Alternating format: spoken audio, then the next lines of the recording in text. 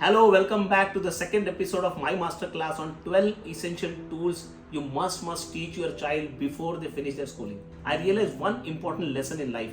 Most of us would agree that whatever we learned during our education system, we rarely use that in our professional careers. On the other hand, whatever we do in our professional careers, we have rarely learned that in our education system in a formal way. So this gap needs to be bridged. There are so many tools that we use during our professions which we feel, oh fish, I would have learned this kind of tools when I was a child itself, it could have been far better. That was the eureka when I really thought that can we pick up some of those tools and bring it back to students so that they start preparing themselves, their mindset well in advance so that this can help them to be successful in any career that they take. That's the genesis of this masterclass. Hi, this is Sushil Mungekar. In last 24 years of my career being a professional in corporate or being an entrepreneur and working on my own startups and then coming back in education and working on nurturing entrepreneur mindset, one thing I realized that our education system needs a definite and a constructive and immediate change. This channel is mere a way of connecting a parent in me with a parent in you. In this masterclass, we are going to talk about journey mapping. I don't know how many of you have heard this word journey mapping, but this is one of the most powerful tools used by people, and I really believe that this can be taught to children so that this starts and shapes their mindset right when they are at a young age. This masterclass, again, we are going to break into 4 sections. We'll first set the context, then we'll talk about what this tool is all about. Then we'll talk about how this tool can be used with children and how we can actually prepare them using this tool. And in the last section, we'll talk about benefits of this tool for our children.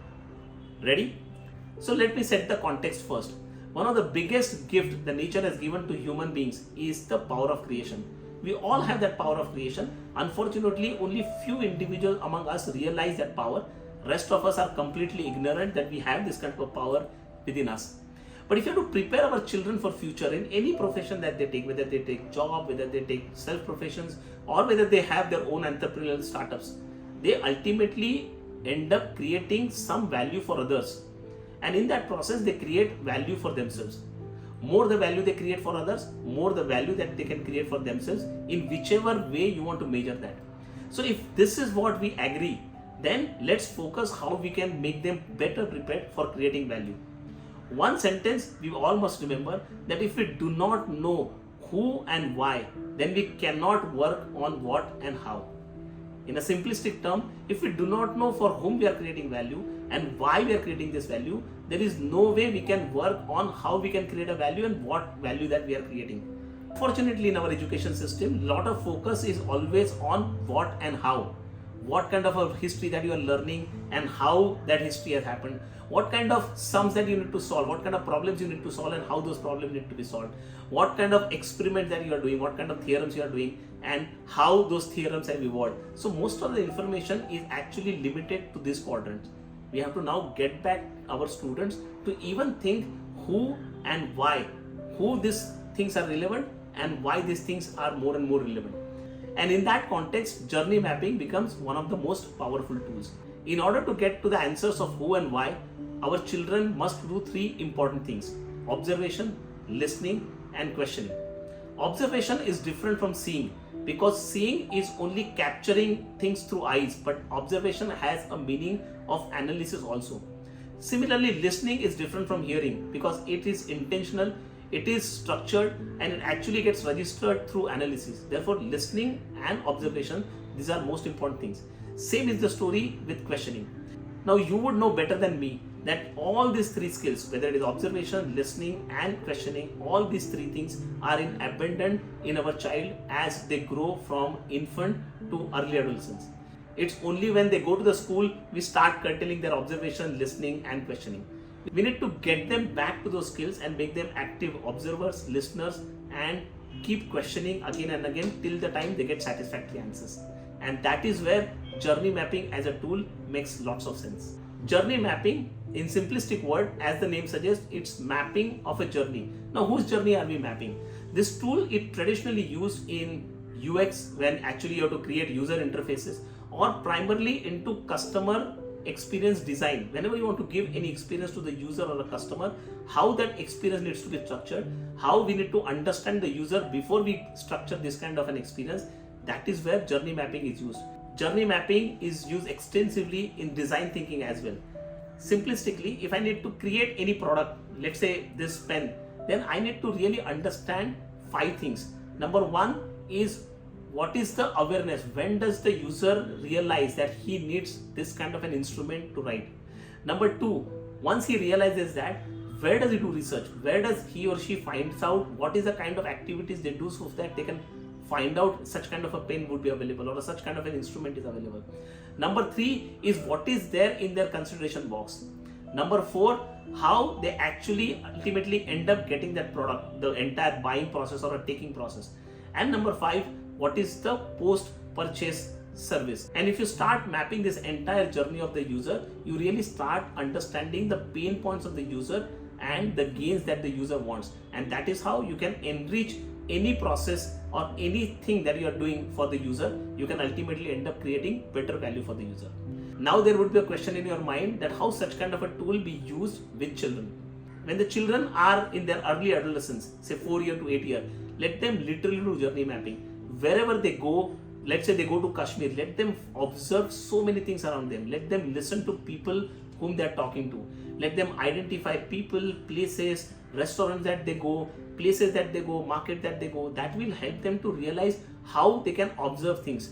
Let them listen to so many people in and around and let them ask those questions, that why are they talking this kind of a language, how differently they are communicating with each other, what kind of places they are staying, what kind of clothes they are wearing. Let them ask this kind of questions, and that will help them to be as curious as possible.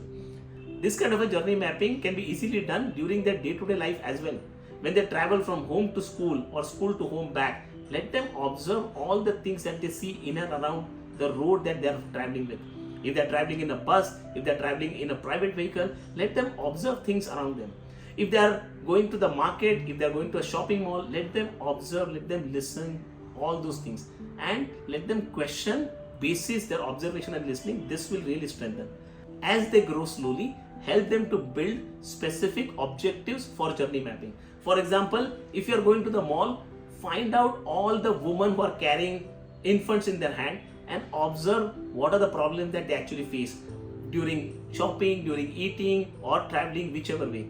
Or you can observe old people around you, or you can observe only blind people around you, so that you start building persona and identify how a class of people or a persona, the way they say, is actually behaving. And that will help you to identify what kind of problems that they are facing, what kind of pain points that they have, and what kind of gains they expect. This will really help you to categorize what kind of value that you can create. Journey mapping would certainly help children in 4 important things. Number 1, they will now be in a better position to appreciate and interpret what's and how's around them. Number 2 is that will also help them to challenge some of these what's and challenge some of this how this is happening. What is the process? Can I challenge that? Can I do it differently? Number 3, that will help them to reimagine all these what's and how's. And that may ultimately lead to number 4, which is innovate all these what's and how's. This is how we can actually stimulate innovative thinking among children at a very early age, which is practically, as I said, is among them. We are only trying and extracting that and giving it back to them. So let me summarize what we learned in this masterclass. Number 1, in the process of creation, you really need to understand who's and why's before you really start getting into the journey of creating what's and how's. Number 2, observation, listening and questioning. These 3 important skills which are already there in our children, we need to nurture that and strengthen that. Number 3, journey mapping as a tool really helps children to connect to people and get all the information that they need so that they understand pain points and the gains of the user, so that ultimately they can get on the journey of a value creation. And number 4, journey mapping is a very powerful tool that can stimulate innovative thinking in every child.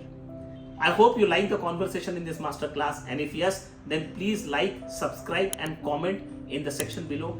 And in the next masterclass, which is masterclass episode number 3, we are going to talk about one of the most or a single most important skill that every child needs to possess before they get ready for the future, because the entire future is going to get dominated by people who have that skill, and they will stand out far better than the rest of the Janta. Stay tuned.